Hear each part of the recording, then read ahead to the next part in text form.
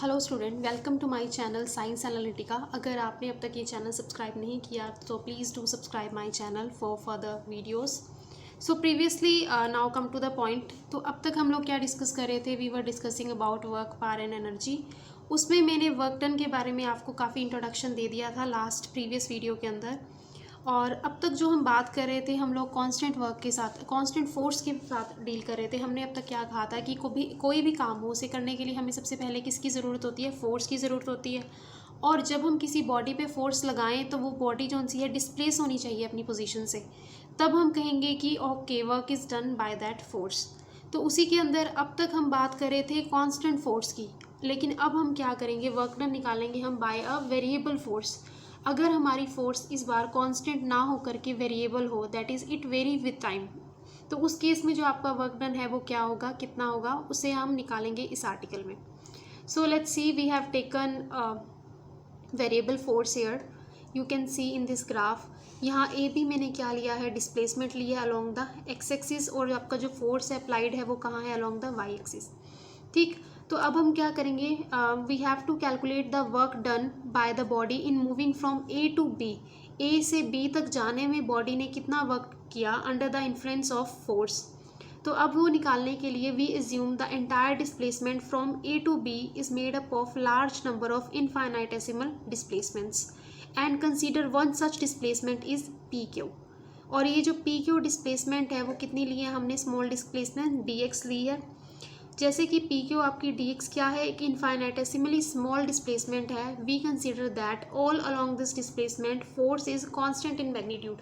इसमें हम क्या कर रहे हैं? हम ये कंसीडर करके चलेंगे कि इस पर्टिकुलर इंटरवल में जो हमारा डिस्प्लेसमेंट है उसके कॉरस्पॉन्डिंग जो फोर्स एक्ट कर रही है वो हमारी क्या है? कांस्टेंट फोर्स है, दैट इज पी एस। तो अब हम क्या निकालेंगे? हम निकालेंगे small work done in moving a body from P to Q. P to Q move करने में बॉडी ने जितना वर्क डन किया हम वो निकालेंगे, और वो हमारा कैसे आएगा? Force into displacement. Same formula. हमारा फोर्स क्या है? ठीक, हमारी जो फोर्स थी वो थी S P S. P S is the force, and जो डिस्प्लेसमेंट थी वो कितनी थी? पी क्यू थी। अगर आप देखें तो ये पूरी स्ट्रिप का एरिया नहीं बन रहा? P Q into P S, length into breadth, which is the area of rectangle. और ये जो स्ट्रिप्स आपने काटी हैं इनफाइनाइटेसिमल उसकी डिस्प्लेसमेंट की, वो भी क्या है? रेक्टेंगुलर इन शेप है। तो आपका जो वर्क डन आया है वो क्या आया? Small work done is given by the area of this small strip P Q R S. अब हमें क्या निकालना है? हमें टोटल वर्क डन निकालना है।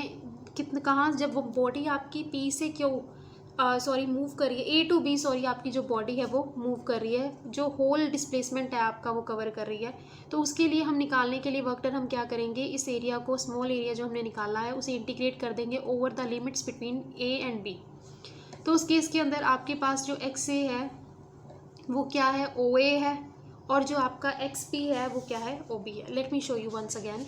जो आपका एक्स से है डिस्प्लेसमेंट वो क्या है? ओ ए। ओ से लेकर के ए तक जो डिस्प्लेसमेंट है, और जो आपका एक्स पी है वो डिस्प्लेसमेंट की जो सेकंड लिमिट आपने ली है वो कहाँ से कहाँ है? ओ से लेकर के बी तक है। ठीक, तो ये इन लिमिट्स के बीच का जो एरिया है, जो डिस्प्लेसमेंट हमें ए बी देगा। तो हम क्या करेंगे? अगर हम इंटीग्रेट करते हैं एफ टी एक्स को तो हमारे पास क्या आता है फिर? Area of the strip P Q R S आता है, क्योंकि इसकी वैल्यू हमने ऑलरेडी यहाँ पर क्या की थी? कैलकुलेट की थी। और अगर मुझे टोटल एरिया निकालना है in between the limits x A upon x B, x A and x B, तो वो क्या होगा? It will be the total area under the curve between force and x axis from x equals to x A to x equals to x B. तो इस तरह जो work done आएगा by the variable force in moving in bringing the displacement from point A to B, वो क्या होगा? It is equals to the area under the curve A B C D A. तो इससे हम कह सकते हैं कि hence the work done by a variable force is numerically equal to the area under the force curve and the displacement axis. तो अब इसके बाद आती है, ये तो था work done by the variable force. अब हमारे पास आती है conservative and non conservative forces. किसी भी फोर्स को हम कंजर्वेटिव कब कहेंगे? A force is said to be conservative if the work done by और against the force in moving a body depends only on the initial and the final position of the body and not on the nature of the path between the initial and the final position। हमारी वो force जिसके द्वारा किया गया काम या कार्य सिर्फ इनिशियल और फाइनल पोजीशन पर ही डिपेंड करता है, यानी उसकी और पाथ पे डिपेंड नहीं करता, ठीक। तो उस तरह की फोर्स को हम लोग क्या कहते हैं, कंजर्वेटिव फोर्स कहते हैं। कि कंजर्वेटिव फोर्स जो भी काम करती है वो किस पे डिपेंड करता है, सिर्फ या तो इनिशियल पॉइंट पे या फाइनल पॉइंट पे, बीच में पाथ क्या फॉलो कर रही है बॉडी, इस पे कंजर्वेटिव फोर्स जो सी है वो डिपेंड नहीं करती, वर्क डन नहीं डिपेंड करता कंजर्वेटिव फोर्स का। एग्जाम्पल क्या है इसके, जैसे ग्रेविटेशनल फोर्स एक कंजर्वेटिव फोर्स है, force in an elastic spring, electrostatic force between the two charges and magnetic force between the two magnetic poles. ये जब भी फोर्सेस, ये सभी फोर्सेस किस पे डिपेंड करती हैं, ये जो जितनी भी फोर्सेस हैं वो सभी कंजर्वेटिव हैं, यानी जो work done bye these forces है वो सिर्फ इनिशियल एंड फाइनल पोजीशन पे डिपेंड करती है। पाथ आप कौन सा फॉलो कर रहे हैं इनिशियल टू फाइनल पोजीशन पे मूव करने के लिए, उस पर डिपेंड नहीं करता। तो जो आपका वर्क डन होगा बाय दीज वो क्या होगा, इक्वल होगा, ठीक। अब इसकी कुछ प्रॉपर्टीज हम स्टडी करेंगे। फर्स्ट वही है कि वर्क डन बाय और against a conservative force in moving a body from one position to other depend on initial and the final position of the body. Second है कि work done by or against the conservative force does not depend upon the nature of the path followed by the body in going from initial position to the final position। ये भी we already have discussed कि path पे depend नहीं करता कि body कौन सा path follow करके एक position से दूसरे position पे जा रही है, ठीक। और थर्ड क्या है, वर्क डन बाय और against a conservative force in moving a body through a round trip is zero. How, अगर आप कोई भी एक राउंड ट्रिप लेते हैं या राउंड पाथ कंसीडर करते हैं, उसमें आप यहाँ से चले और आगे आप आकर के फिर यहीं पहुंच गए, यानी आपका इनिशियल और फाइनल पोजीशन दोनों कोइंसाइड कर रही हैं, दोनों सेम है, तो इस केस में क्या होगा, जो आपका वर्क डन होगा बाय द कंजर्वेटिव फोर्स वो जीरो होगा। नेक्स्ट हम डिस्कस कर रहे हैं non conservative force. A force is said to be non conservative if work done by और against the force in moving a body from one position to the other depends upon the path followed between the two positions. यानी अब जो हमारा work done है by the non conservative force वो सिर्फ initial और final position पे depend नहीं करता, बल्कि पाथ पे भी डिपेंड कर रहा है कि बॉडी कौन सा पाथ फॉलो करके जा रही है एक से दूसरे पोजीशन पे, उस पर भी डिपेंड करता है। तो उस तरह की जो उनकी फोर्सेस होती है उन्हें हम लोग क्या बोलते हैं, कंजर्वेटिव फोर्सेस। जैसे कि हमारी फ्रिक्शनल फोर्स होगी वो भी क्या है, कंजर्वेटिव फोर्स है, ठीक। विस्कस फोर्स होगी, विस्कस फोर्स क्या होता है, बेसिकली ये फ्रिक्शनल फोर्स होती है between the various layers of a liquid, तो उस फोर्स को हम लोग कैसे कहते हैं, विस्कस फोर्स कहते हैं। जैसे हमारा विस्कस लिक्विड या विस्कस मीडियम के बारे में आपने पढ़ा होगा। थर्ड है हमारा टेंशन या नॉर्मल फोर्स जो सा होता है, that act perpendicularly to the surface, उसको भी हम लोग क्या बोलते हैं, कंजर्वेटिव फोर्स बोलते हैं। अब हमारा ये तो था वर्क, हमने जो डिटेल अब तक स्टडी की वो वर्क के बारे में स्टडी की। उसके बाद एक बहुत ही छोटा सा टॉपिक हमारा आता है वो है पावर का। इसे कंप्लीट करने के बाद हम लोग मूव करेंगे एनर्जी पे। तो पावर क्या होती है, power of a person or a machine is defined as the rate at which work is done by it. ये हमें बताती है रेट ऑफ डूइंग वर्क, यानी किस स्पीड पे काम किया गया, यानी और इसका फॉर्मूला क्या होता है, work is equals to work done upon time taken. देखिए अगर किसी सेम वर्क को दो बॉडीज़ कर रही हैं, एक बॉडी क्या कर रही है, उस सेम काम को कम टाइम में कर रही है, तो हम उसे क्या कहेंगे कि वो ज़्यादा पावरफुल है, उसकी पावर क्या है, ज़्यादा है। लेकिन अगर कोई बॉडी बी है वो क्या कर रही है, उसी सेम वर्क को ज़्यादा टाइम कंज्यूम करके कर रही है ना, तो उस केस में हम लोग क्या कहेंगे कि उस बॉडी वो क्या है, लेस पावरफुल है, उसकी जो पावर है वो कम है। तो इसीलिए जो वर्क पावर का फॉर्मूला हमारे पास होता है वो क्या होता है, work done upon time taken, that is DW upon DT, that is small work done in a small interval of time DT।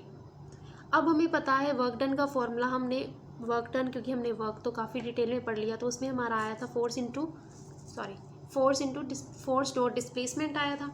तो उसे हम लोग वर्क डन की जगह अगर मैं पुट करती हूँ और उसके बाद थोड़ा रीअरेंजमेंट करती हूँ, तो आप देखेंगे ये DS/dt क्या है, displacement upon time which will give you velocity.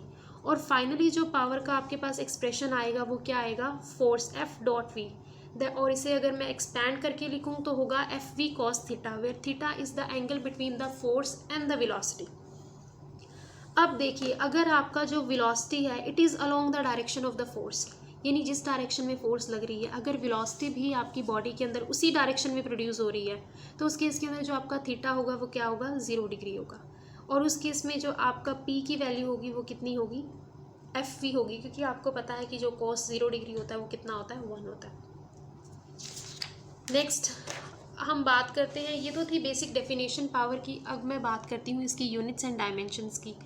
Power की जो डायमेंशंस होंगी वो क्या होंगी, work done upon time taken, यानी वर्क की जो डायमेंशंस होती हैं ml/t-2, उसे हम टाइम के साथ डिवाइड कर देंगे तो फाइनली मेरे पास पावर की जो डायमेंशंस हैं वो आएंगी ml/t-3। ये तो थी डायमेंशंस। अब हम बात करते हैं यूनिट्स की। तो यूनिट्स क्या होती है पावर की, वो होती है वॉट, और 1 watt is equals to 1 joule upon 1 second. That is work की यूनिट होती है जूल और टाइम की यूनिट होती है सेकेंड। तो 1 वॉट किसके इक्वलेंट हो गया, 1 जूल पर सेकेंड के।